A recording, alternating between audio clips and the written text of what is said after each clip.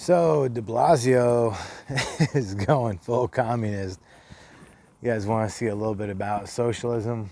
Where somebody actually has the nerve to say, well, we are going to implement a full initiative of wealth redistribution. And I know people don't like that term, but that's what it is. So they'll try to repackage it. They'll try to rewrap it. They'll try to say it in like so many different ways. Well, they'll be like, no, when we say wealth redistribution, we're just talking about reallocating funds to different departments, reallocating funds to education, civil services, grant programs, these type of services, that service, whatever it is. They're going to say like, this is a good thing, and this is the reason why wealth redistribution is one of our top initiatives. But the real sad thing about it is that two things. Number one is the fact that whether they know it or not, they are a part of Agenda 21. This is what I've been trying to remind people of, is that your local states, your local cities, and the states you live in, your local cities have their local Agenda 21 programs. For those of you that don't really understand what that is, what that means, look up United Nations Treaty, Agenda 21. Look it up at un.gov or un.org.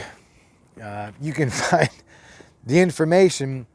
It was a treaty almost about 180 countries, passed in 1992 for sustainable development, wealth redistribution, development in inner cities, and local protocols and laws and legislation for this.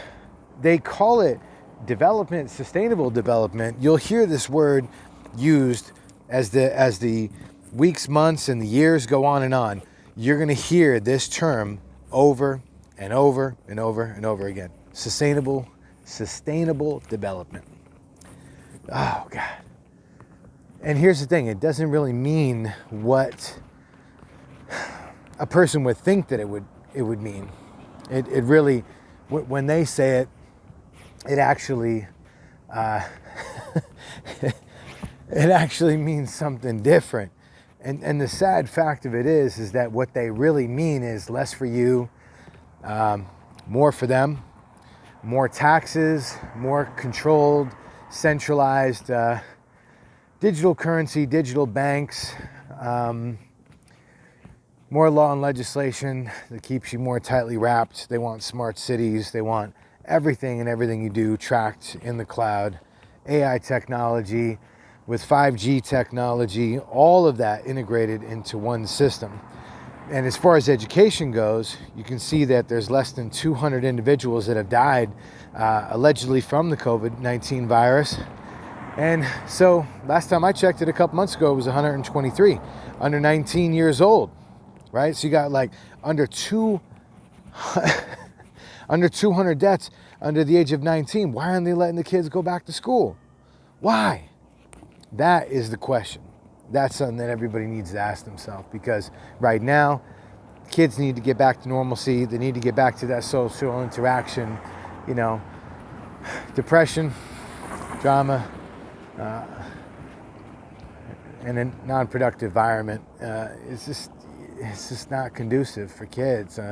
They need to have that productivity. They need to have that focus. They need to have that interaction. They need to have that stimulation of exercise and activities and curriculum and everything that goes with that social development. So I don't know what's going on, man. The powers that be, they're finding just another reason to hold up the kids going back to school. And honestly, it contradicts science and even what doctors are saying. So let the kids go back to school.